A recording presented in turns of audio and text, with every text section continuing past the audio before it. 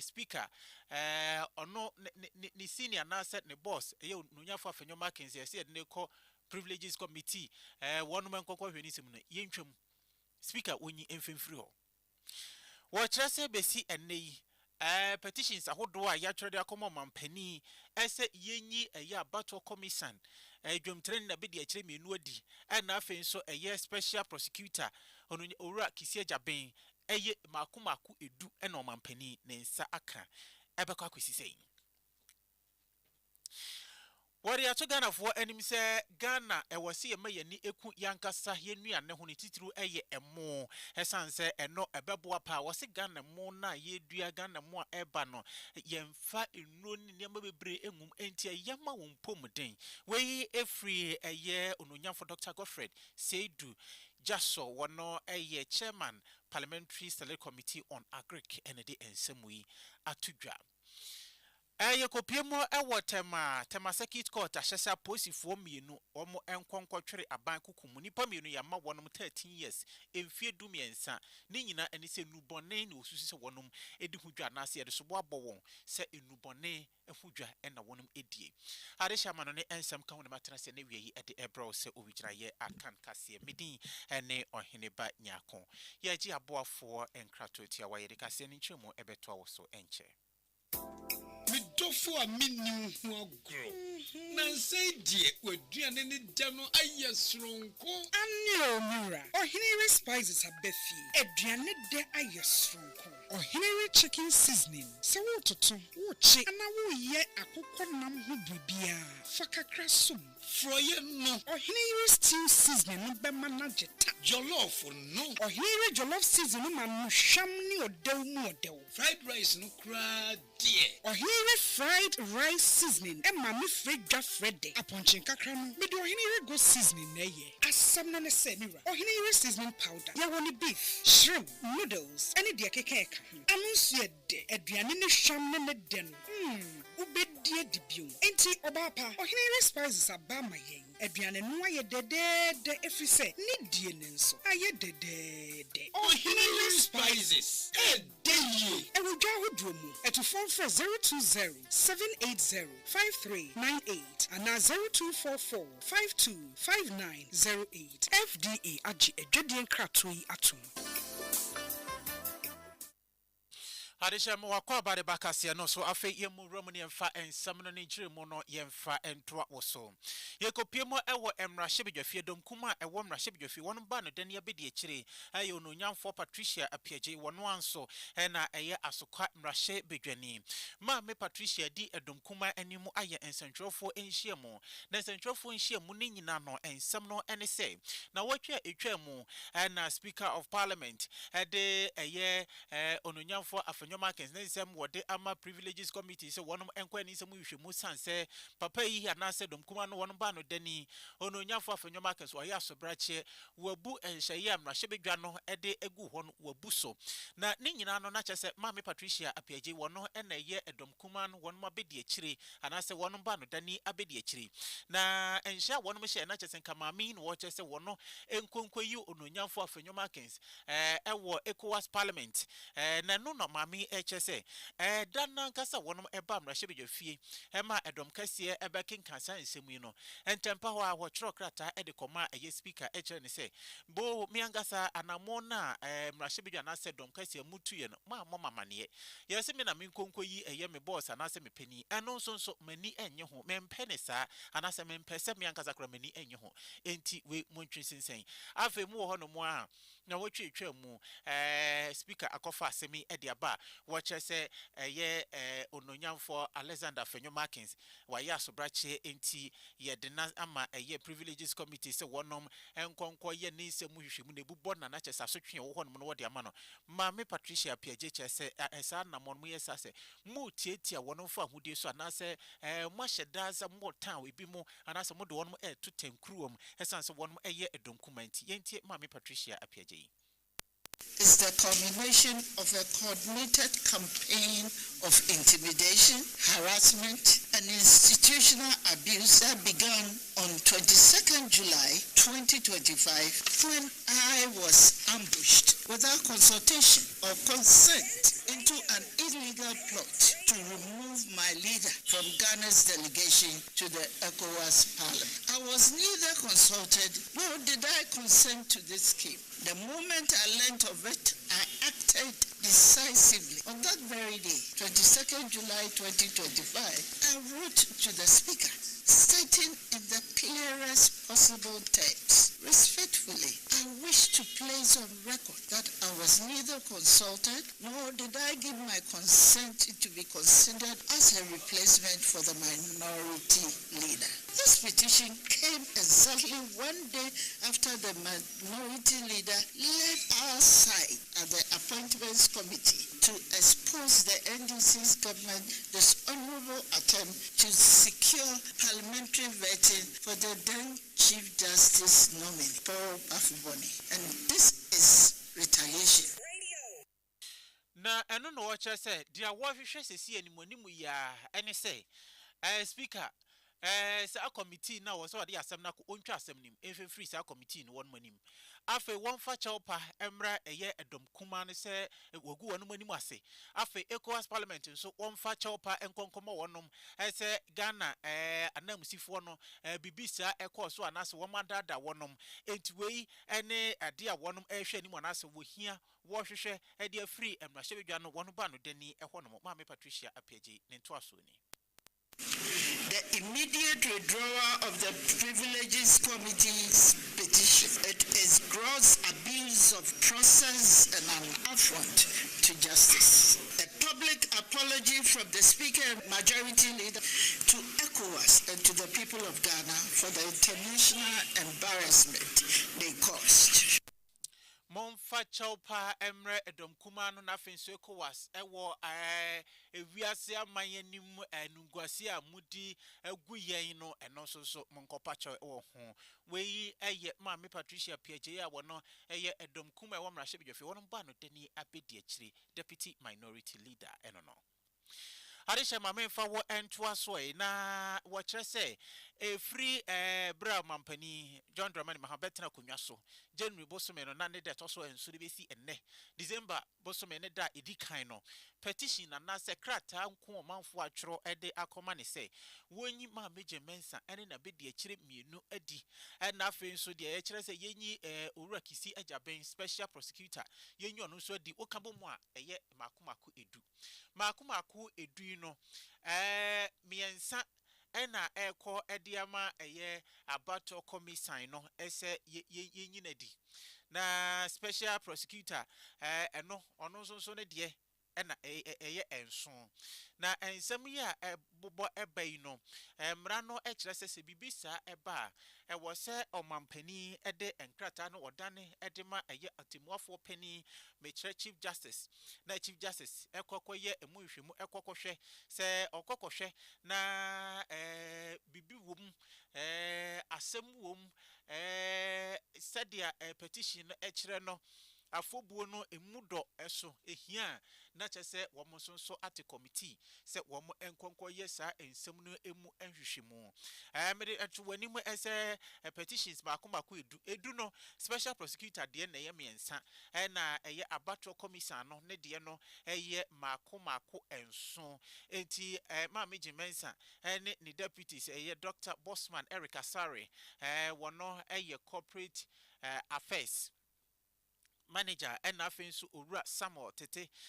wono so in charge of operations na be de akire for mienu no wonom eno no omonko a na chese petition makomako enso akọ edi aba enti samre de omampani de obeye ne se wode bema eye chief justice won konkwa ye emu hwema na so wonhwe se ensem a ewo mu no nokwasem ehia emu odru a wasi etimi ejira sutu anamo a na wo so ate committee na fei ya hwe de ebefiri honomo ede aba medowo to ase ne kopiemu ewo mrahye bedwafi a chairman anase dwumtene ne a woda parliamentary select committee on agriculture ano wono anso na mrahye bedwani de mamafo wo mo ewo wa east onunya for Dr. Godfred Seidu Jaso wakwa kopiemu ewo mrahye bedwafi na mrahye bedwafi honom no exhibition bi akɔso ɛwɔ hɔnom a ɛne wonam parliament sɛ wonim hɔnom a ɛkyerɛ hɔnom no ansa na bɛwura chamber nim no ɛkyerɛ hɔnom na ne exhibition because ne nyinaa ɛyɛ local rice akuafo a na afei so adwumaku ahodo a wɔnom de ɛmoa yɛdu a wɔyɛ man mu ɛno ho adwuma na wɔn yɛ ɛno ho dwa na wɔn die ɛna wɔnom ɛkoko display mo ɛwɔ hɔnom ani wɔde bi noa jollof wɔde bi ɛnoa ɛyɛ fried rice plain rice kyese bebre amuto bebre enti wa east mrahye bedwani ebono a na eda parliamentary select committee on agriculture no ene wono nso de nani na no nyame kofa ho a ene okana no hwe anuane wono nyina okane nyina ehwe owie ye no ne nsentwofo kasa no se Ghana for ye wade ye Ghana for ye ma yani enku yankasa ye nuani ho esa se enuane ne papapa wose me ba ye mediamu ni bi nyina kama no ne nyina enti ehu behia se yebehwe na yemwa yedua no yebetimi ama yani akuhu yebema yekon adro na yedie no esanse eno no ebeboa ye pa ebema adwuma aba ebema sika so atena omayimu.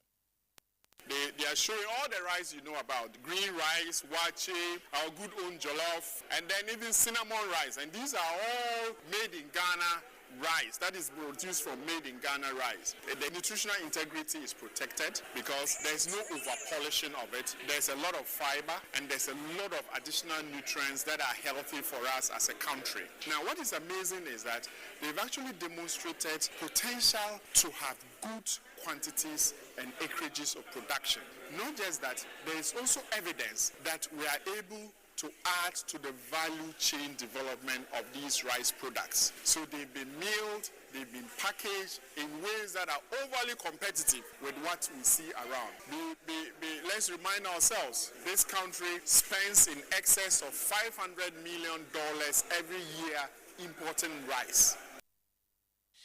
Na eno na watcher says sika ya yede ekra emo en nkokwo de bayi se yeni eku yankasa ya mo ihu a ebeboa yen ama yatimi akra sika dodo na ewo yemaimu eno ebema adwuma aba omayimu ebema emabu wo sonso enya adwuma aye afe yeku ya ye no sonso no ebetimi akọ nanim sei ena ononyamfo Godfrey Seidu jaso wonne so wo kiremu efai. Now, from what we've seen here, if you and I as Ghanaians can develop the taste and deliberately patronize made in Ghana rice, then it means that our expenditure on rice importation bill is going to reduce drastically. Our health is going to improve as well. Our expenditure line on health-related non-communicable diseases, etc., due to our foods will be curtailed. There are a lot of advantages to this. And I want to say create jobs. So you heard recently that there was a glut in sale of paddy rice. Is this because the industry uptick and the conscious promotion of this for industries to process? But if industries process and package and we don't buy, then they will not be able to produce further. And so I want to use this opportunity to invite every Ghanaian to realize that this potential exists for our rice industry and also our nutritional integrity. We are satisfied that AGRA has gone through all the processes supporting rice seed production in various ways. There are different varieties. And now we have all these organizations that are taking up the promotion of the processing of that and the packaging and marketing. Na eno enkowie na Dr. Ama Opondua we policy advisor Emma Kufuor Foundation sa enso ena Dr. Betty Anan wono ena Ghana country director de ma Agra we wode etudwa Dr. Ama Opondua chese ehunya pa se Ghana we Ghana ni wode Ghana sika ebehye Ghana kuani sem esene se wode bekwa koma Thailand kuani se ono ne mo ena wope afi Dr. Betty Anan chese wo hwe Ghana ekuafo na afin so ekuwa hodo eba enwumakuwa hodo eba na Ghana kyerese wonu susu betimi aye enti emu papa efre buruchire ebai Ghana ekuafo susu betimi aye bia ewase yema yani ekuhu na yede Ghana sika no ehye Ghana ekuafo ensem sense wonu susu betimi aye adwuma ne saa. We are also appealing to Ghanaians to put money into the hands of fellow Ghanaian farmers and not the farmers in Vietnam and Thailand and other countries. So let's eat Ghana rice. Ghana rice is our grain and our pride. We are working with a number of implementing agencies, not just the Kufuor Foundation, Hopeline Institute, and Farmer Wallet, but with research institutions. We're working with the West African Crop Improvement Center at the University of Ghana. We're currently working with KNUST on some varieties. We're working with SARI, a number of research institutions, and even under the Council for Scientific and Industrial Research to bring out good varieties that can be locally produced, and then that would mimic some of the ones we are importing. If you look at Olam's Mama Gold, and then what we have here, Spring Gold, for example, they are jasmine varieties that are locally produced. You smell the aroma, it's just like the jasmine ones. So I believe AGRA is doing this so that we can promote local consumption of locally produced rice. Enti enene di kan ya Dr. Ama Opon Dua waye policy advisor Kufuor Foundation na afi so Dr. Ama afi Dr. Betty Anan wono eye Ghana country director Edima Agra wono ene yete ye no wasi nsɔhwe a wɔn mo ɛtwerɛ yɛ afi no nsunsuansoɔ na nasa resource ni nyinaa ebi aba abɔnten na ɛbaa yɛ no efiri enura de na kyerɛ asɛm no ayɛ he adwa wo resource ni ebi sɛ nyɛ kra na ɛno ɛna wayɛ kasamafo owura John Kapi wɔne sentwerɛfo akasa na wɔkyerɛ sɛ wɔn efeli mathematics nkoa no ɛyɛ ɔha mu kyikyemu aduonum mienu na kyerɛ sɛ 52% ɛna efeli mathematics wo show mo a passage 48% pe na dia wo kyerɛ no anopa yi kyerɛ sɛ sa percentage a wɔde ato dwa no kyerɛ anase ɛyɛ resource a wɔnom a release sesi a ebi mo hɔ no mo a yesusu sɛ enwiamu bi ba ya na sɛ enwiama bi ankoyie nti wɔn resource no aban ɛde wɔn sa to so anase wɔde wɔn sa ato so na ɛno no wɔnom release nti wɔnom release no nso a oguso a yɛ hwehwemu ɛde fa wɔn a osusu sɛ wɔyɛ nsɔhwɛ no wiamu wɔnom resource no ho enti ɛyɛ possible sɛ ɛba beto dwa sɛ nipa yi wɔn resource no wiamu no yɛhwehwɛ mu no hu ayi bi ebubɔ wɔn anase bibi sa yɛbɛ release wɔn nso so deɛ nti release a wɔn pass yɛ ne betimi akɔsoro kakra na mo sisi ya ne deɛ na sɛ wɔn efeli yɛ no wɔn dɔɔso koraa se no wɔn a pass yɛ na wɔn a na ekita a chief examiners report ɛwɔ 2025 wasi nsɔhwɛ a wɔn ɛtwerɛ yɛ no wɔne against nsɛntwerɛfoɔ ɛkasa yɛ ma ne kyerɛ sɛ wohwɛ a asadisuafo no bebree na no wɔnom adesua no akɔ yɛ sɛ chiwempo sɛ yɛn kasa yɛn tena sɛ ne yɛn dwen afei yɛn tene kasa enfenko enkontabuo mu se ye kasa danefa konkontabuo mu ya mo statement wo de konkontabuo wan kasa obo enkwala no wo mo enya de wo mo etro nso hwe no sa na chief examiners report na eche se adesuafo no ehwo no mo sa efa ho no wo mo enhye da enya de wo ho yentie owura John Kapi ebra woni senchofo kasa na fe nso chief examiners report wo chiri mu no. Let me indicate that the statistics that we have put out there just represents the results that we have published so far. There are some that have been withheld that we are investigating, and it's possible that if they are not found culpable, the percentage part could go up. But then, looking at the chief examiner's report that I have in front of me, I just want to stress the weaknesses of the candidates as was observed by the chief examiners. They indicated that the candidates showed weaknesses in the following. 1. Representing mathematical information in a diagram. 2.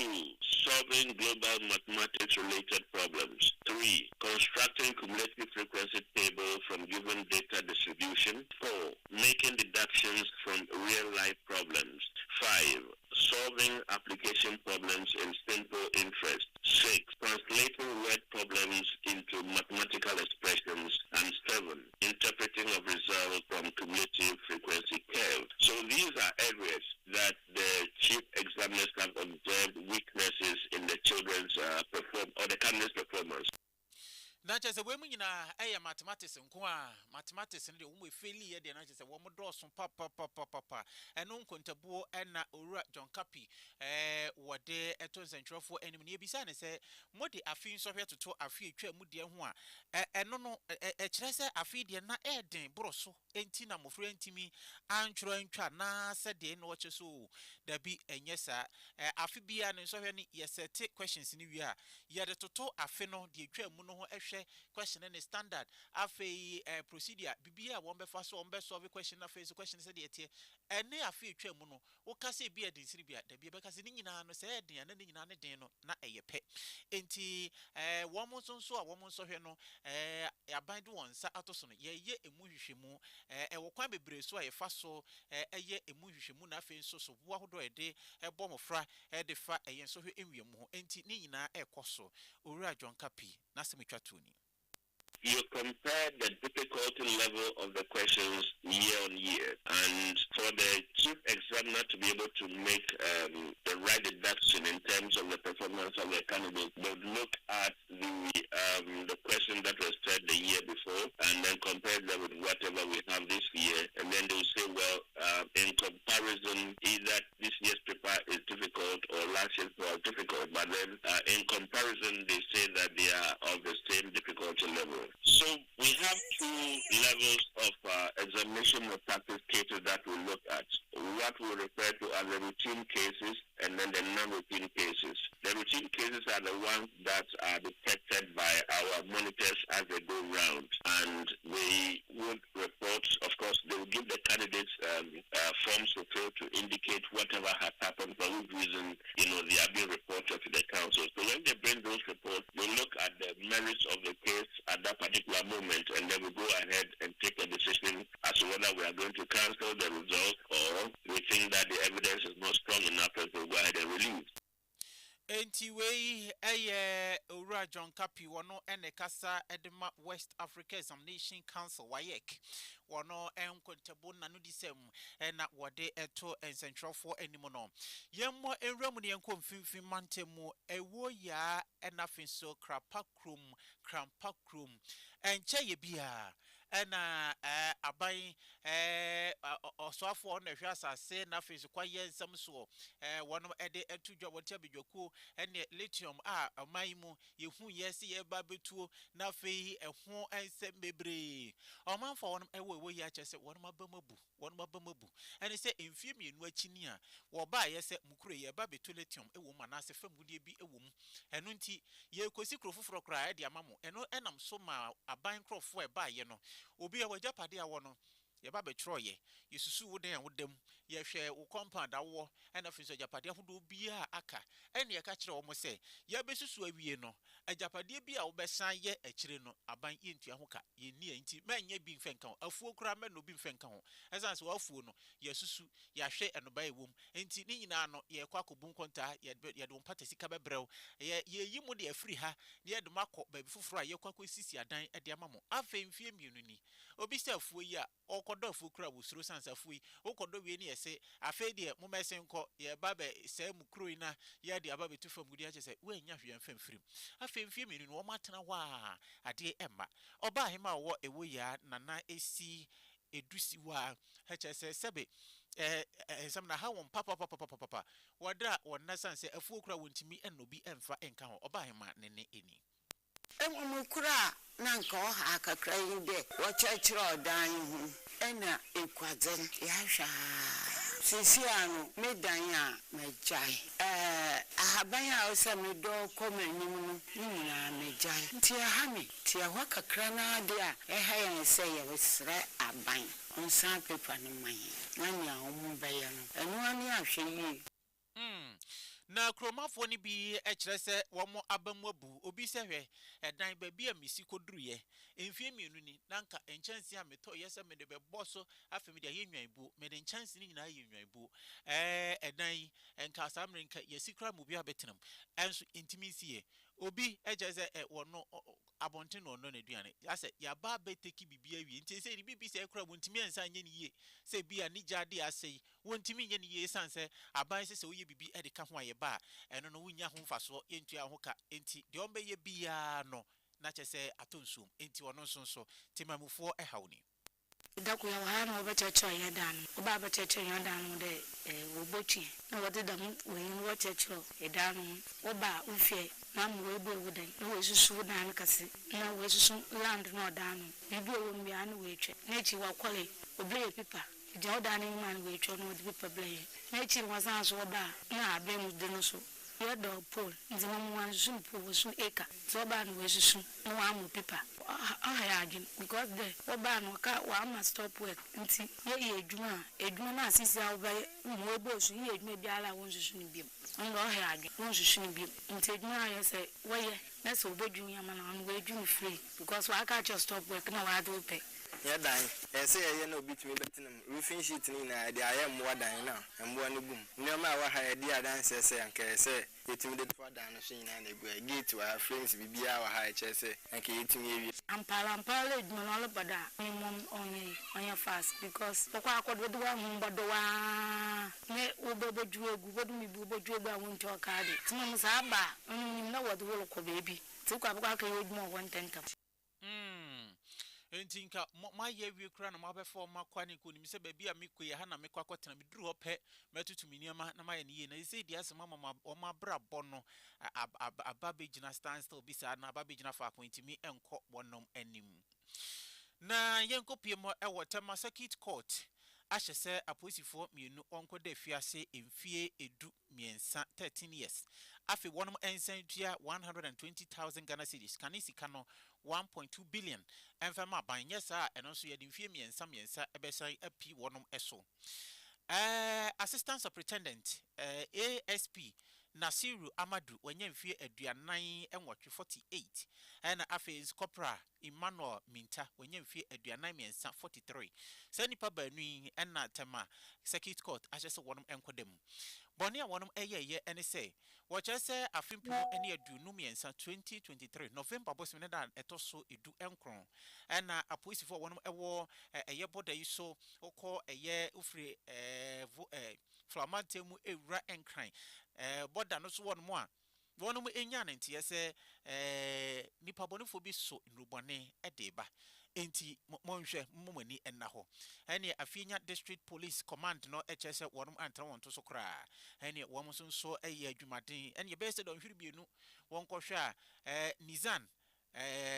Navara ene de ababesi wonumi GP 723 chesa police for car ena yede ababesi wi police for car yen konkohwe mu a ene ampa na chese anopa be se nonso aba anwumre nonso apa wisima edunum na chese police for car police for na etwie na chese makwa akofa nubone ena mode eba ni nyina ne se wo se wo frɛ ya na chese papa your friend Oluman ono ewo ashaman na chese wonim police ni abratie enti eya no afrɛ mo no asoma mo monko na monko gi nubone ne mfamra mo ya police for de ye nchemo enti we nya de di kan ya na chese wonom eye enti na yese wonom aye bi pen enti ene asam no ye gi nubone ma ye hwehwemu na chese buabo wonom enti na wotwe wie ye na chese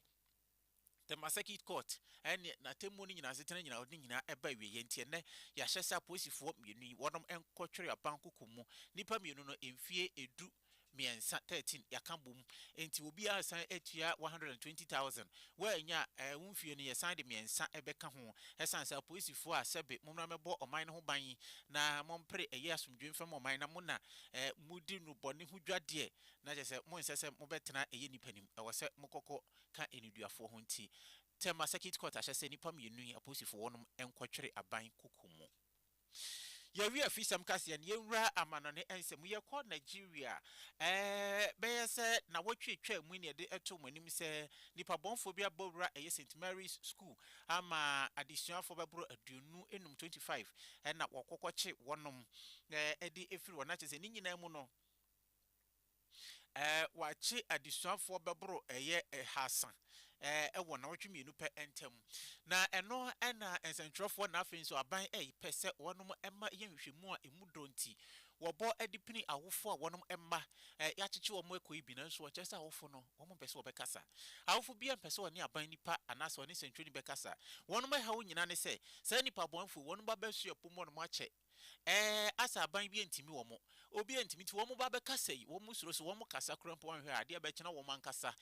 nipa bonefo yi etu atudom won mu gina wo kon so wo mo so kro ba be chi wo ne ye chi wo makokrampo na de wo ko eche wo ma wonum be pe eniti esan se wo chesa ban ntimi mu wo ho ban na se nipa bonefo won mu suro won mabro so nti temamufo na ya ba be cheche won mo emma ede ko ne chese enya de a wone nsentrofo anase aban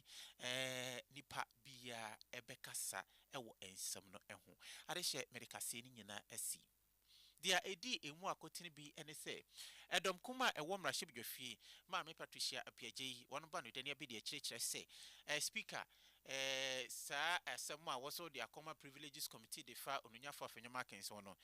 sa committee no twam yi asem no fafiri wo na sampra be pa ye nchew wachaso mampani ne saka petitions be yese edu a ni nyina enso ese yenyi eye abato commission dwemtene na be de akirefo mienu adi miensa chese special prosecutor no so yenyi na di emfemfiri na konwa eso wasi insofia afi wonum troye no wachese mathematics de nipa efeli ye no wuyi oha esi wonum a emu aduonu mienu wonum nyina wampase wasi mathematics no ama watchrim na ensembi nim kawo na metena se na wie edebra wo se wugina ye akan kase wo Pent Radio 100.1 FM eso and asien koma ohine spices and afen so ohine no dare pardon ma kwanum na so yasen ema yede kase na ebra wo se ke okay and streaming live for Facebook and afen so YouTube ede ema ye me ameken kama amedi ene ohine ba nya komedi wasi nyame ya domo no numa toso mi no bopem a obesan atikase foforo makraw Pent Radio 100.